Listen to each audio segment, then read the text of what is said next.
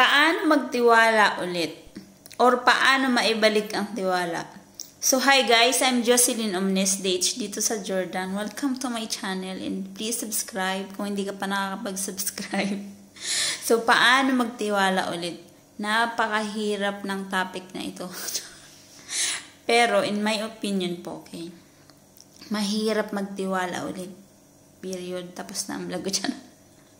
Mahirap magtiwala ulit sa taong minahal mo or sa ibang tao. Okay? Sobrang hirap, as in sobrang hirap. Pero, pag hindi ka kasi nagtiwala sa mga nakapaligid sa iyo, parang hindi magiging normal yung mundo mo. May takot ka lagi dito sa puso mo, sa isip mo.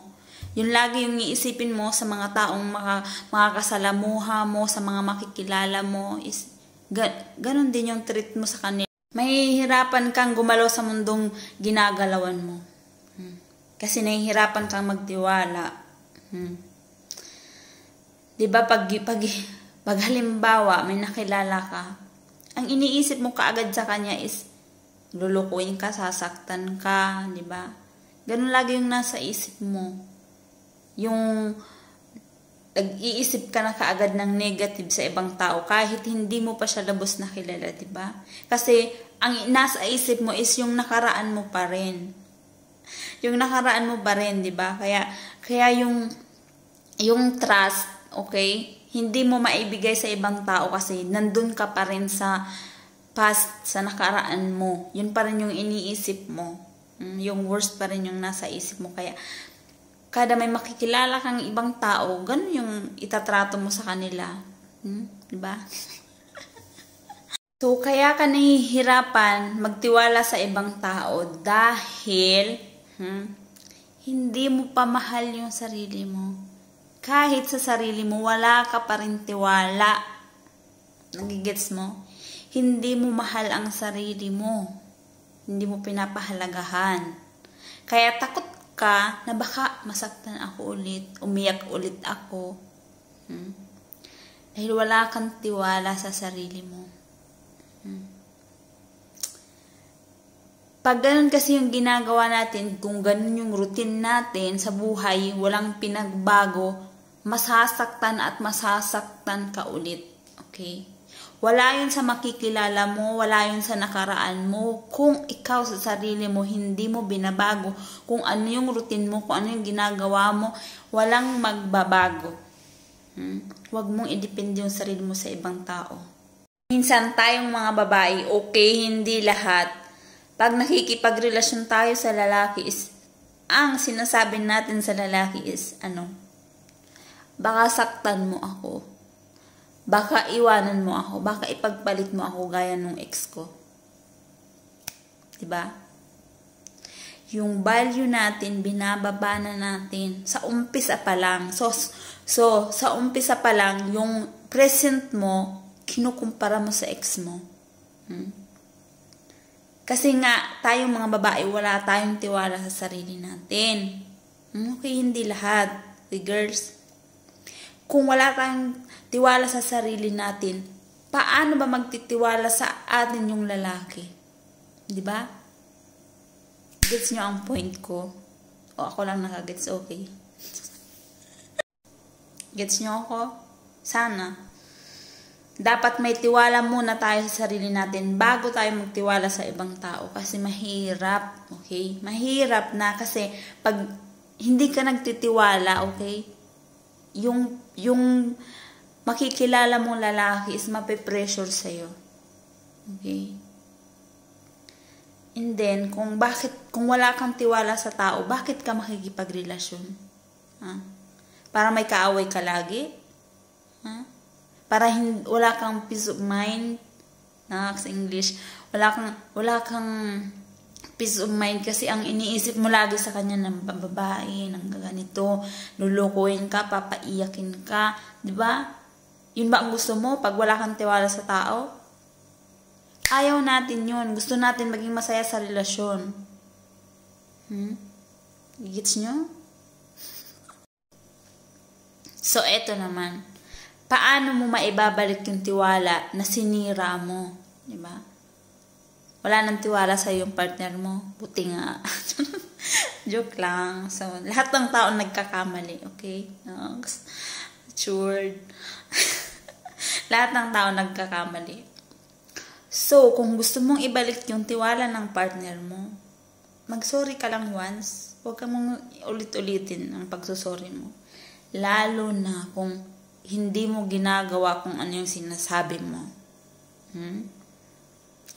Minsan kasi, nagsusorry tayo, just a words, okay? Without action. Naks, English.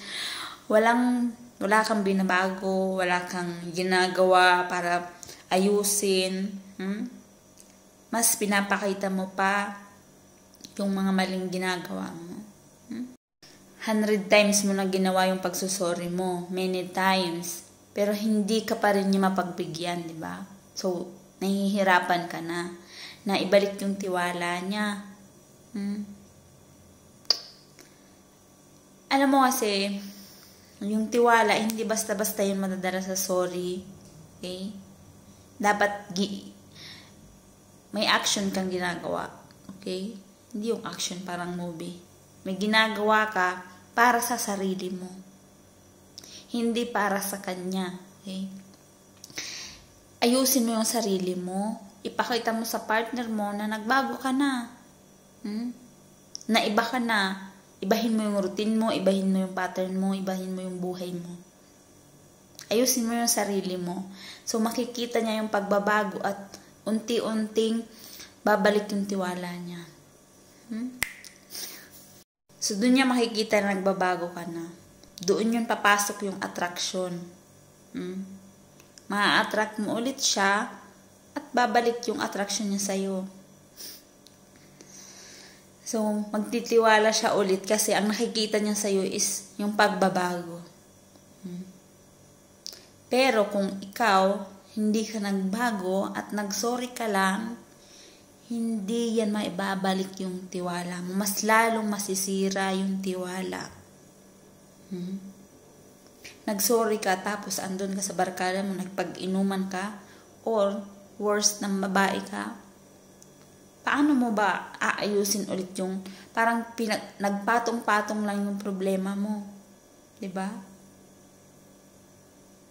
Hindi ganun yun. Hindi ganun yung paghingin mo ng sorry tapos na. No. Dapat ayusin mo yung sarili mo. In my opinion lang ha. Hindi sa kabitiran. Kung yung tao hindi nagbago, wag niyo nang balikan. Ha? Kailangan nyo iparealize sa tao na, sa partner nyo na, hindi ka dapat minamanipulate, okay? Hindi ka dapat pinapaikot. Kasi pag ganun pinagbigyan mo ang isang tao na nagkamali ng paulit-ulit, iti-take advantage ka na, okay lang sa'yo. Isipin natin yung value natin, yung halaga natin sa sarili natin, yung respeto natin sa sarili natin. Kung hindi ka nire-respeto ng isang tao, is hindi ka niyan mahal, okay? Yun yung para sa akin lang. Ewan ko para sa inyo. Pag niloloko na kayo, hindi ka na nire-respeto. You think na sobra ka naman, hindi ka na magpatawad ng tao. No, magpatawad ka, i-forgive mo. Okay? At i-forgive mo yung sarili mo. Bakit? Pag hindi ka nagpatawad, pag hindi mo siya pinagbigyan, wala kang peace of mind. Yun yung point ko. Pero, pag niloloko ka na, huwag mo nang pagbigyan, tapos na. Diba? Ang mga babae kasi, okay, hindi lahat emotional yung pinapairal, pero hindi na nga nire-respeto ng partner nila, pero pinagbibigyan pa rin nila, tinitake advantage na sila, okay lang sa kanila, kasi mahal. Mahal. Diba? Paano makikita ng partner mo yung halaga mo kung lagi mo siyang pinagbibigyan? Hindi masamang mapagbigyan ulit. Okay? Pero isipin natin yung sarili natin. Okay? Hindi lang siya.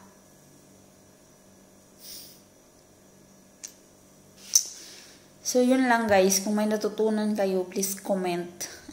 Kung wala kayong natutunan, please comment. Okay? Salamat sa pakikinig. Sana matauhan rin kayo. Hindi ako bitter, okay? Hindi ako galit sa lalaki. Okay? Nag-a-advise lang ako sa mga babae. So, yun lang. Hindi ako bitter, okay? Ulit-ulit. Nag-i-explain. So, yun lang guys. So, palike na lang kung nagustuhan mo to. So, bye-bye. Okay? Pag trust ang nabutas, panigurado.